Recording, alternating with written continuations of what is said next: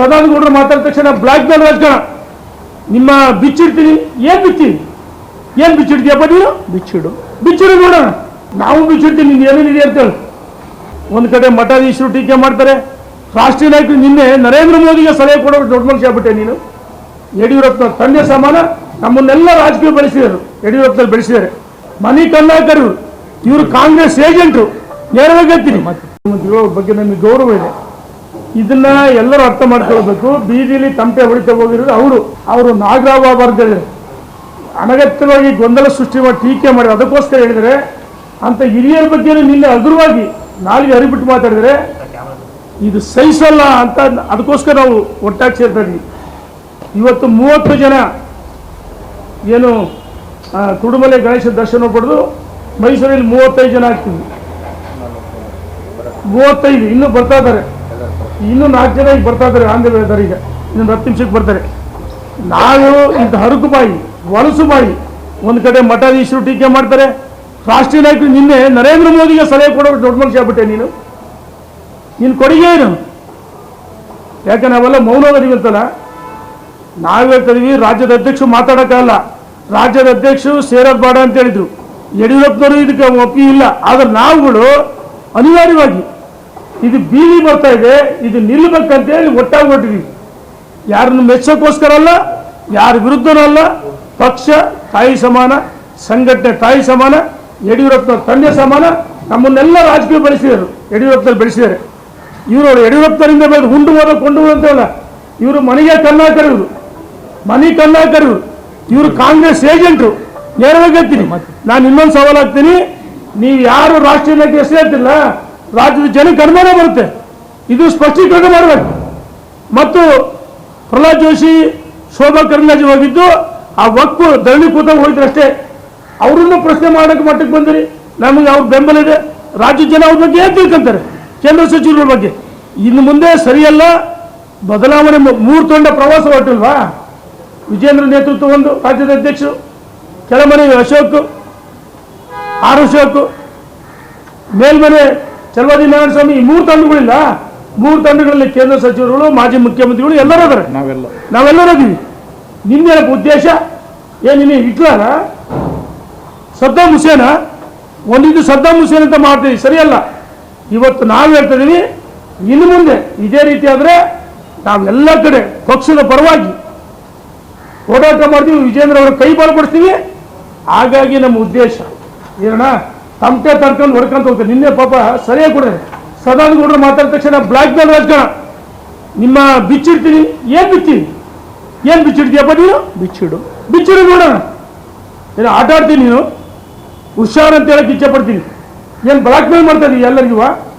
ಸದಾನಗೌಡರು ಮಾತಾಡಿದ ತಕ್ಷಣ ಬಿಚ್ಚಿಡ್ತೀನಿ, ಅವ್ರ ಕುಟುಂಬಸ್ಥೆ ಬಿಚ್ಚಿಡ್ತೀನಿ, ನಾವು ಬಿಚ್ಚಿಡ್ತೀನಿ, ನಿಂದು ಏನೇನಿದೆ ಅಂತೇಳಿ.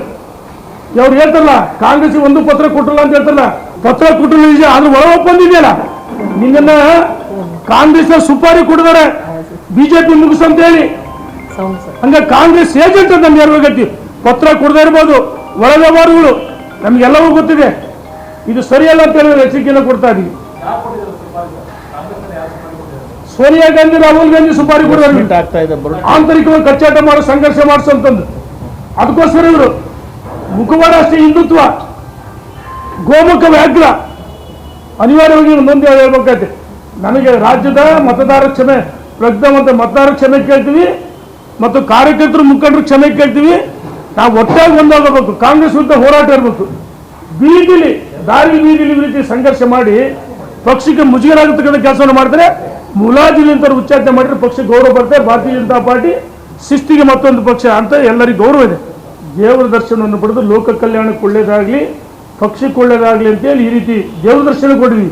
ಪರ್ಯಾಯ ಸಭೆಗಳು ಮಾಡ್ತಾ ಇಲ್ಲ ನಾವು. ಪರ್ಯಾಯ ಸಭೆ ಅಲ್ಲ ನೋಡಿ, ಪಕ್ಷದ ಕಾರ್ಯಕರ್ತರು ಮುಖಂಡರಿಗೆ ಒಳ್ಳೇದಾಗಬೇಕು. ಮುಂಬರುವ ಲೋಕಲ್ ಬಾಡೀಸ್ ಗೆಲ್ಬೇಕು. ನಮ್ಮ ಕಾರ್ಯಕರ್ತರು ಮುಖಂಡರು ಸಂಘಟನೆ ಬಲ ಆಗಬೇಕು. ವಿಜೇಂದ್ರ ಅವರು ಶಕ್ತಿ ತುಂಬಬೇಕು. ನರೇಂದ್ರ ಮೋದಿ ಅವರು ಉತ್ತಮವಾದ ಆಡಳಿತವನ್ನು ಕೊಟ್ಟಿದ್ದಾರೆ. 3 ಬಾರಿ ಪ್ರಧಾನಮಂತ್ರಿಗಳಾಗಿ ರಾಜ್ಯದ ಜನರಿಗೆ ನರೇಂದ್ರ ಮೋದಿ ಅವರು ಮಾಡಿಕೊಟ್ಟಂತ ಕೊಡುಗೆಗಳು, ಎಷ್ಟು ಕೊಡುಗೆಗಳು ಕೊಟ್ಟಿದ್ದಾರೆ. ಈ ನಮ್ಮ ಸಂಘರ್ಷದಲ್ಲಿ ಅವು ಮರೆಯಾಗ್ತವೆ. ಅದಕ್ಕೋಸ್ಕರ ನರೇಂದ್ರ ಮೋದಿ ಅವರ ಮಾಡಿದಂಥ ಒಳ್ಳೆ ಕೆಲಸಗಳು, ಯಡಿಯೂರಪ್ಪನವರು ಕೊಟ್ಟಂತ ಒಳ್ಳೆ ಕೆಲಸಗಳು, ಇಂದ ಮುಖ್ಯಮಂತ್ರಿ ಆಗಿದ್ದಾಗ ಸದಾನಗೌಡರು, ಜಗದೀಶ್ ಶೆಟ್ಟರು, ಬೊಮ್ಮಾಯಿಯವರು, ಏನು ಈ ರಾಜ್ಯಕ್ಕೆ ಅಭಿವೃದ್ಧಿ ಅಂದರೆ ಬಿಜೆಪಿ ಅವ್ರು ಕೊಟ್ಟಂತ ಕೊಡುಗೆಗಳನ್ನ ನಮ್ಮ ಕಾರ್ಯಕರ್ತರು ಮುಖಂಡರಿಗೆ ಮನವರಿಕೆ ಮಾಡಿಕೊಟ್ಟಿದ್ದೀವಿ ಹೊರಟಿದ್ದೀವಿ ಏನೋ ನಾವು ಪರ್ಯಾಯವಾಗಿ ಸಭೆ ಮಾಡ್ತಲ್ಲ ನಮ್ದೆಲ್ಲ ಪಕ್ಷ ಆಮೇಲೆ ರಾಜ್ಯದಲ್ಲಿ ಸಮಾವೇಶ ಮಾಡೋದು ರಾಷ್ಟ್ರೀಯ ನಾವು ನಾಳೆ ತೀರ್ಮಾನ ಮಾಡ್ತೀವಿ ಅದನ್ನ ರಾಷ್ಟ್ರೀಯ ನಾಯಕರು ಅವರನ್ನು ಆಹ್ವಾನ ಮಾಡ್ತೀವಿ ಅಷ್ಟೇ ಇಲ್ಲಿ ನಮ್ದು ಪರ್ಯಾಯವಾಗಿ ಯಾವುದೂ ಇಲ್ಲ ರಾಜ್ಯ ನಾಯಕರು ಎಲ್ಲರ ಜೊತೆ ಮಾತಾಡ್ತೀವಿ ಅಣ್ಣ ಬಡ ಇಲ್ಲೇ ಬಿಟ್ಬಿಟ್ಟು ಅಣ್ಣ ಯಾರ 3-4 ಜನ ನೀವು 1 ನಿಮಿಷ ಮಾಧ್ಯಮ ಸ್ನೇಹಿತ ನೀವು ನಮ್ಮ ಬಗ್ಗೆ ಪ್ರೀತಿ ಇದೆ ಲವ್ ಇದೆ ನಮಗೂ ನಿಮ್ಮ ಬಗ್ಗೆ ಲವ್ ಇದೆ ಏನ ನೀವು ನಮ್ಮನ್ನು ಲವ್ ಮಾಡ್ತೀವಿ ನಾವು ನಿಮ್ಮನ್ನು ಲವ್ ಮಾಡ್ತೀವಿ ಒಂದ್ಸರಿ ಯಾಕಂದ್ರೆ ವಿಶ್ವಾಸದಲ್ಲಿ ಹೇಳ್ತೀವಿ 3-4 ಜನಕ್ಕೆ ವಿಜಯೇಂದ್ರ ವರ್ಸಸ್ ಅರೆ ಬಡ ಅಂತ ಹೇಳ್ತಿದ್ರು 4 ಜನ 3 ಮತ್ತೊಂದ್ರೆ ಅವರು ಕಿತ್ಕೊಂಡು ಹೋದಾರ ಅವರಲ್ಲ ಮೊನ್ನೆ BC ಪಾಟೀಲ್ಗೆ ಹೇಳಿದ್ರೆ 6 ಹಂಗೆ ನಾವು ಸೋತವ್ರು ನಮಗೆ ಸಾಮರ್ಥ್ಯ ಇಲ್ವಾ ಹಂಗೆ ನೀನು ಒಬ್ಬನೇ ಗೆದ್ದಿರೋದು ಯಾವುದೋ ಕಾರಣಕ್ಕೆ ಗೆದ್ದಿದ್ದು ಗೊತ್ತಿದೆ ಅಲ್ಲಿ ಏನು ಮ್ಯಾಚ್ ಫಿಕ್ಸಿಂಗ್ ಮಾಡ್ಕೊಂಡು ಆ ಜಿಲ್ಲೆ ಒಬ್ಬ ಹಾಲಿ ಸಚಿವರು ಕಾಂಗ್ರೆಸ್ಸಿನ ಪ್ರಭಾವ ಸಚಿವರ ಜೊತೆಗೆ ಹೊಂದಾಣಿಕೆ ಮಾಡ್ಕೊಂಡು ಇಡೀ ಜಿಲ್ಲೆಯಲ್ಲಿ ಬಿಜೆಪಿ ಶಾಸಕ ಸೋಲಿಸಿದ್ದೀನಿ ನೀನು 3 ಉಪಚುನಾವಣೆ ನೀನೇ ಸೋಲಿ ಕಾರಣ ಮೊನ್ನೆ ಸ್ಟಾರ್ ಕ್ಯಾಂಪಿನರ್ ಹೋಗಿದ್ದಪ್ಪ ಸಿಗ್ಗಾವ್ಗೆ ಬೊಮ್ಮಾಯಿ ಬಗ್ಗೆ ಗೆದ್ದದ್ದು ಭರತ್ ಬೊಮ್ಮಾಯಿ ಆ ಸೋಲಿಗೆ ನೀನೇ ಕಾರಣ ನೀನು ಹರಪಾಯ ಕಾರಣ ಅಂತ ಹೇಳ್ತೀನಿ ನಾವು ದೇವರ ದರ್ಶನ ಮಾಡಿ ದೇವರ ದರ್ಶನವನ್ನು ಪಡೆದು ಪಕ್ಷಕ್ಕೆ ಒಳ್ಳೆಯದಬೇಕು ನಮ್ಮ ಕಾರ್ಯಕರ್ತರಿಗೆ ಮುಜುಗರ ಆಗಬಾರ್ದು ಆತ್ಮಸ್ಥೈರ್ಯ ಕುಗ್ಗಬಾರ್ದು 3 ಉಪಚುನಾವಣೆ ಸೋತೀವಿ ಆ ರೀತಿಯಲ್ಲೇ ಪ್ರವಾಸ ಮಾಡ್ತೀವಿ ಧನ್ಯವಾದಗಳು ಕೋವಿಡ್ನಲ್ಲಿ ಯಡಿಯೂರಪ್ಪನವರು ಒಳ್ಳೆ ಕೆಲಸ ಮಾಡಿದ್ರು ಕೋವಿಡ್ನಲ್ಲಿ ಒಳ್ಳೆ ಕೆಲಸ ಮಾಡಿ ಅದಕ್ಕೆ SIT ಮಾಡಿದ್ದಾರೆ ಇದು ರಾಜಕೀಯ ಪ್ರೇರಿತ ಕೇಸು ಮತ್ತು ನಿನ್ನೆ ದಿವಸ ಅದೇ ವಂಚಕ ಅಬ್ರಾಮ್ಗೆ